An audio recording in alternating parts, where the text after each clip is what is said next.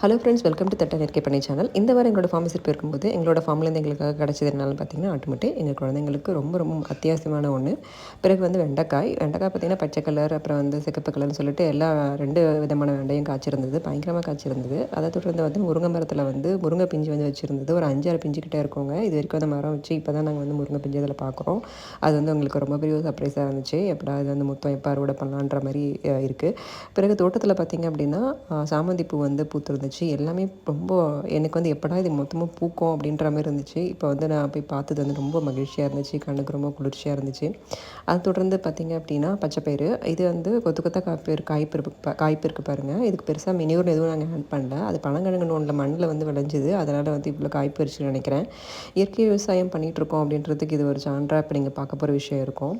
தொடர்ந்து எங்களோட வீடியோஸை பாருங்கள், சப்ஸ்கிரைப் பண்ணுங்கள், சப்போர்ட் பண்ணுங்கள். எங்களோட எல்லா அறுவடையும் எங்களோட ஃபார்மோட எல்லா செடிகளை பற்றியும் போடுறோம். நன்றி.